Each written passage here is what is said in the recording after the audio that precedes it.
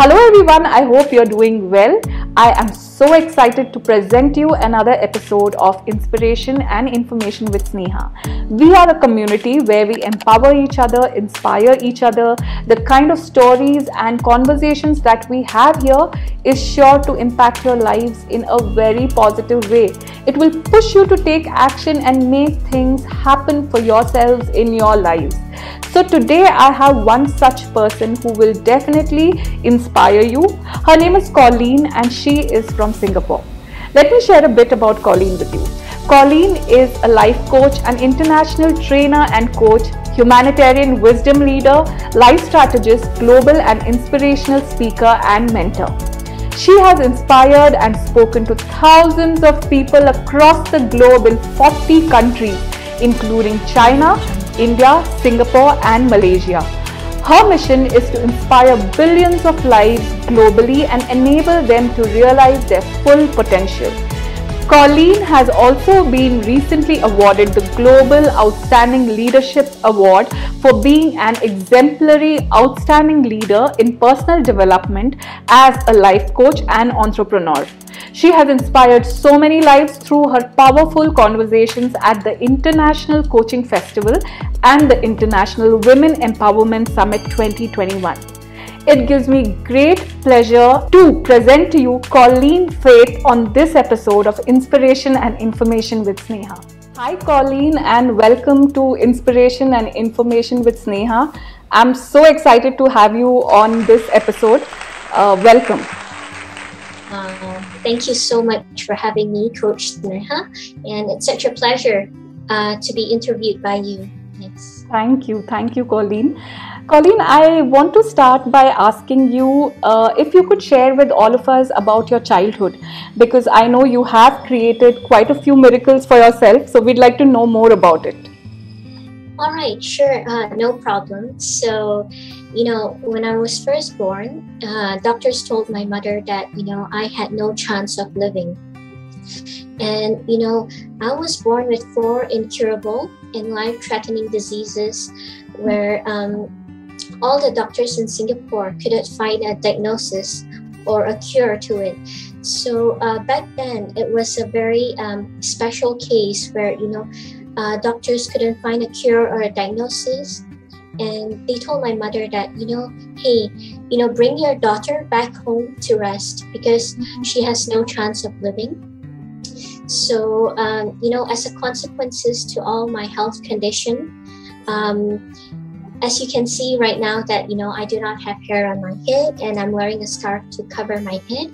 And when I was younger, I did not have this layer of skin. Oh. So from head to toe, I was like raw, red, bloody and raw. And constantly, my skin would tear up from head to toe, which causes infection, pus, and blood all over. Okay. And, when I was younger, I spent 70% of my life in the hospital. And whenever doctors treated me, they would treat me like a burn patient, where they would wrap me up in, those burn cloths and treat me there.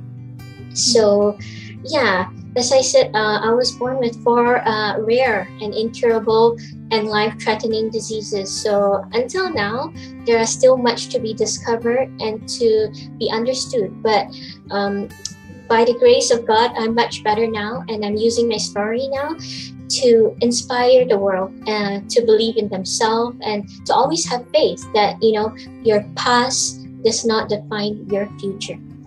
Yeah, absolutely. I think thank you for being so brave about it. Even though I'm listening to this with slight fear and maybe I am a bit sad to know, but what's giving me power is the way you are narrating it, and you are so powerful about it. I can just see you as a miracle right in front of me. So it's so wonderful to be talking to you again. I'd like to mention this. And so yeah, thanks. And I'm sure it must have been very difficult for your parents, for your family, siblings. So how was it while you were growing up because there might be an age where you would have discovered that this is something that is not normal, not the rest of the people in the world have it. So how did you deal with it? How did your family deal with it? We'd like to know more. All right, sure, no problem. So, growing up was a very painful process for me because um, I did not have this layer of skin, as you can see from head to toe. So, constantly, I had a burning sensation, especially when I bathed. It was the worst time of my life, like the worst time of the day. Whenever I bathed, I would feel like it's like fire burning me from head to toe. And at night I couldn't sleep because of my skin condition and me not feeling well. I couldn't sleep, so I had countless sleepless nights, and my skin was big irritation to me. So I constantly felt burning sensation. So it was a real struggle, and I had no hair on top of that. So growing up, my family, like for example, my father, he abandoned my mother and I when I was 5 years old. Mm-hmm. So I was brought up by a single mother. Yes.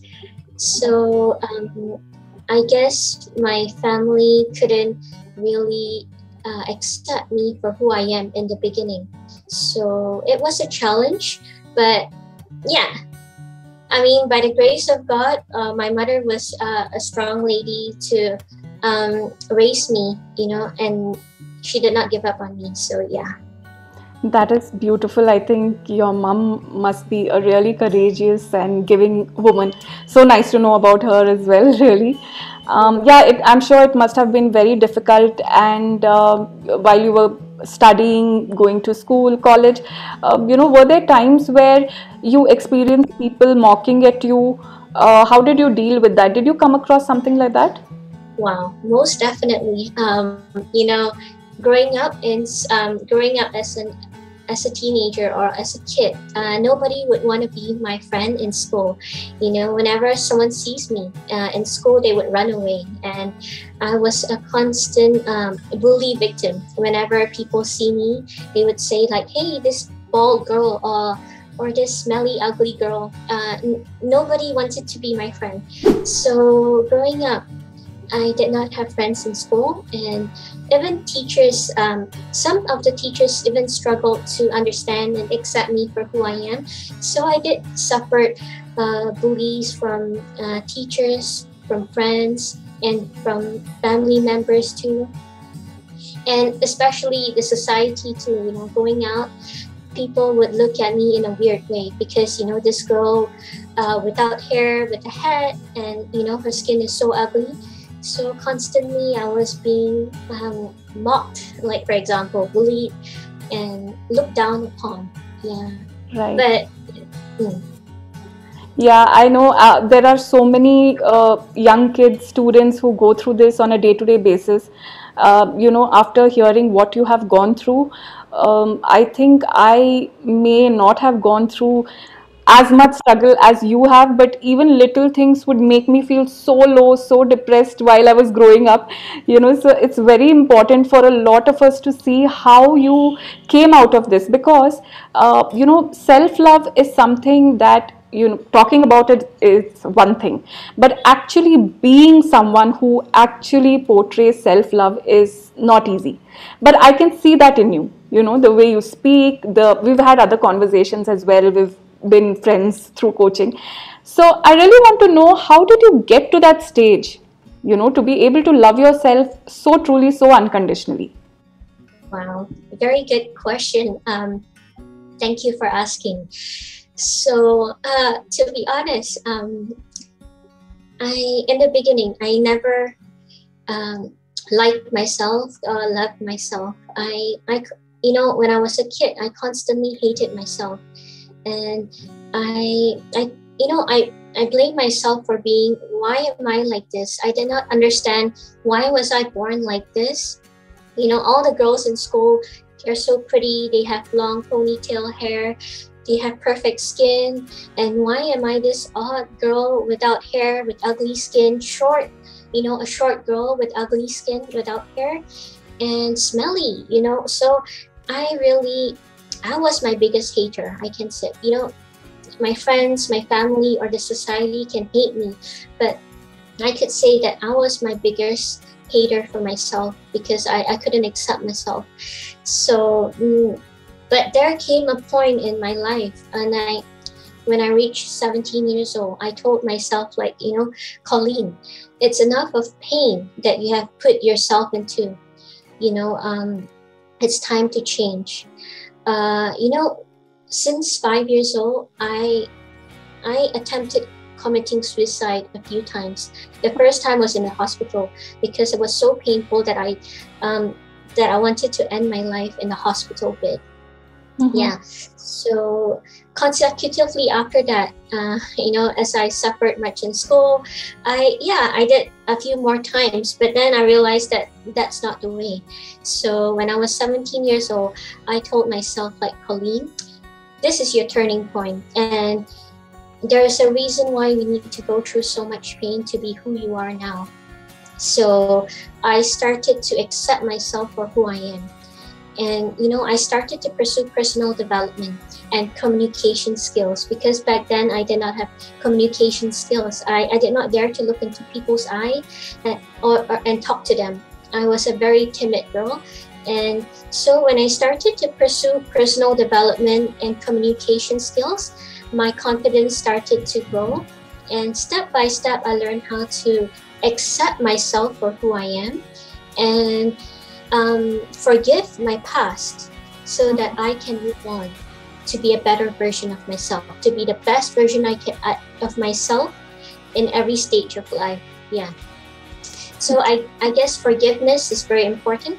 First, you must learn to forgive yourself and accept yourself for who you are. Yes. Absolutely. I think that is so beautiful. I will definitely keep this in mind, really. And that brings me to the question, how did you decide to get into the coaching space? And you are a motivational speaker, not just within your country, but you are also globally impacting so many lives. I think that is something that most of us dream about. So how did you get into this space? It's such an achievement that at such a young age you are indeed reaching out to so many people, talking to them, impacting them in a very positive way. It's beautiful. So how did you think of getting into coaching and all of this? Wow. Thank you for asking this question. I feel like the reason why I am serving, it's because I understand how it feels like to be at the bottom. And whenever I see similar people like me, or people suffering, it breaks my heart. So what I'm doing now is that I'm truly serving from my heart, and it's not for the popularity or the fame or the money. It's not about that. I believe that God has placed me here for a purpose, and all the pain that I've been through is to build me up to be someone, to have a purpose and a meaning to serve others, so that other people can be inspired and impacted by my story, and they know that they are not alone in life. It's very important to know that you are not alone, and there are so many other people that are there that experience the same thing, and that we can overcome problems in life. Yeah. So I have made this my mission and my purpose to serve. And yeah, so that's about, and I love coaching people. I love to see people reach their full potential to be the best version of themselves. Yeah, I love to see that. So beautifully said, Colene. Really, I think when you're in others' lives, everything else follows. And it's nice that in today's world, we get to see people with so much of commitment for others. So yeah, and I'd also like to mention here for our viewers that should you wish to get in touch with Colene for coaching or any of her services, understanding what she really does, I am sharing her contact details in the description box. Do reach out to her.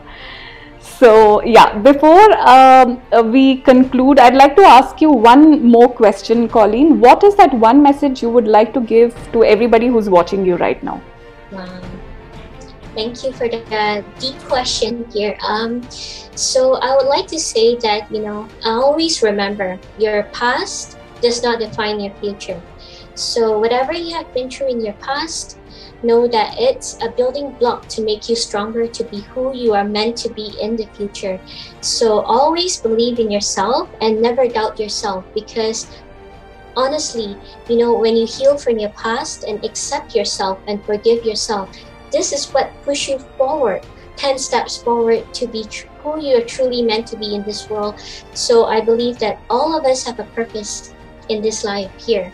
So it's very important to spend our time wisely to do what it truly matters to our heart and our soul.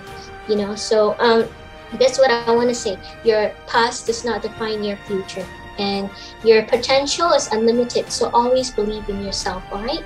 So thank you so much, Coach Sneha, for having me. Yes, it's been a pleasure. Yeah, I think excellent message. Thank you so much, Colleen. It has been such a beautiful conversation with you, and I really hope that you continue to impact a lot of lives like this. Thank you so much for your time, and we will be back with another conversation that is definitely going to impact your lives in a positive way. Thank you. Thank you so much for watching both of us. Bye-bye. Namaste. Bye.